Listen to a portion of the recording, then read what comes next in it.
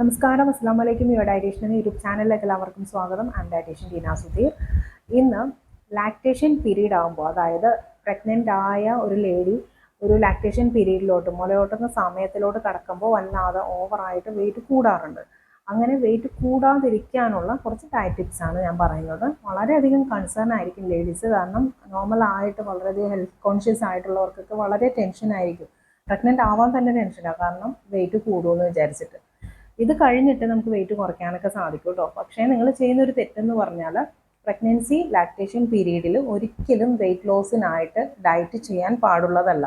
കുട്ടിക്ക് ഒരു 9 മാസം വരെ ഡയറ്റ് ചെയ്യരുത്. 9 മന്ത്സ് കഴിഞ്ഞതിന് ശേഷം മാത്രമേ ഡയറ്റ് ചെയ്യാവുള്ളൂ. അപ്പോൾ ആ കാര്യം ഒന്ന് പ്രത്യേകം ശ്രദ്ധിക്കാം. പ്രഗ്നൻസി എന്ന് പറയുന്നത് ഒരു കുഞ്ഞ് നമ്മുടെ ഉദരത്തിൽ വളരുകയാണ്.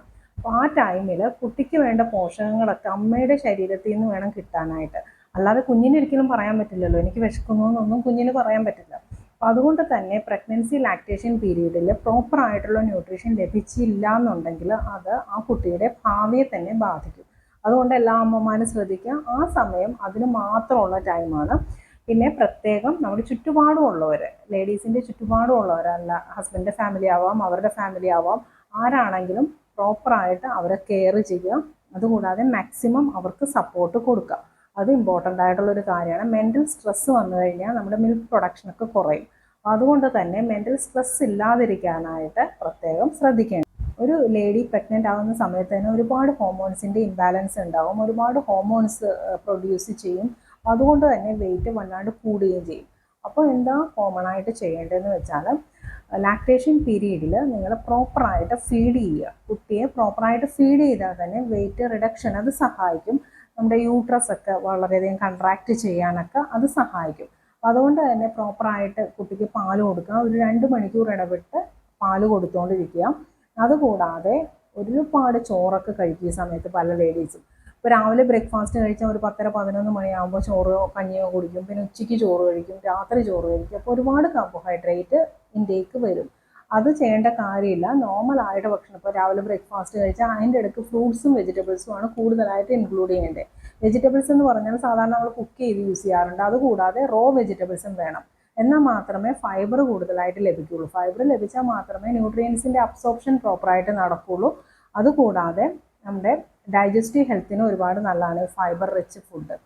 അപ്പോൾ എന്താ ശ്രദ്ധിക്കേണ്ടതെന്ന് വെച്ചാൽ, ഒരുപാട് വെജിറ്റബിളും ഫ്രൂട്ട്സും നിങ്ങളുടെ ഡയറ്റിൽ ഇൻക്ലൂഡ് ചെയ്യുക. പയറുവർഗ്ഗങ്ങൾ ഇൻക്ലൂഡ് ചെയ്യാം. പ്രോട്ടീൻ നന്നായിട്ട് കിട്ടാൻ വേണ്ടി ഫിഷ്, മീറ്റ് ഐറ്റംസ്, എഗ്ഗ് നിർബന്ധമാണ്. ഇതൊക്കെ ഇൻക്ലൂഡ് ചെയ്യാവുന്നതാണ്. പാല് 2 ഗ്ലാസ് കുടിക്കുക. പാട മാറ്റിയിട്ട് ഒരു നുള്ളു മഞ്ഞൾപ്പൊടി മിക്സ് ചെയ്ത്, ഏതെങ്കിലും ഒരു സമയത്തെ മിൽക്കിൽ ഒരു നുള്ളു മഞ്ഞൾപ്പൊടി മിക്സ് ചെയ്ത് കുടിച്ചു കഴിഞ്ഞാൽ അത് കുഞ്ഞിനും അമ്മയ്ക്കും ഇമ്മ്യൂണിറ്റി വർദ്ധിപ്പിക്കാനായിട്ട് സഹായകരമാണ്. ഇങ്ങനെയുള്ള ടിപ്സൊക്കെ നോക്കുക. നട്ട്സ് യൂസ് ചെയ്യാം. 4 മണിക്കാണെങ്കിലും എണ്ണയിൽ വറുത്തത് പൊരിച്ചതൊക്കെ മാക്സിമം ഒഴിവാക്കാം. ഒരുപാട് മധുരമുള്ളതൊക്കെ ആഹാര സാധനങ്ങൾ ഒഴിവാക്കുക. ഇപ്പോൾ പാലാണെങ്കിലും ചായ ആണെങ്കിലും കോഫി ആണെങ്കിലും നിങ്ങൾ കുടിക്കുകയാണെങ്കിൽ പഞ്ചസാര ഒഴിവാക്കി കഴിഞ്ഞാൽ തന്നെയും വെയിറ്റ് റിഡക്ഷന് അത് ഹെൽപ്പ് ചെയ്യും. ഡിന്നറിന് ചിലർക്ക് ചോറ് ഇഷ്ടമുള്ളവരുണ്ടാവും. അങ്ങനെയുള്ളവർക്ക് ചോറ് കഴിക്കാം, പക്ഷെ ഒരുപാട് വാരി വലിച്ച് കഴിക്കാതിരിക്കുക. ക്വാണ്ടിറ്റി കുറച്ചിട്ട് യൂസ് ചെയ്യുക.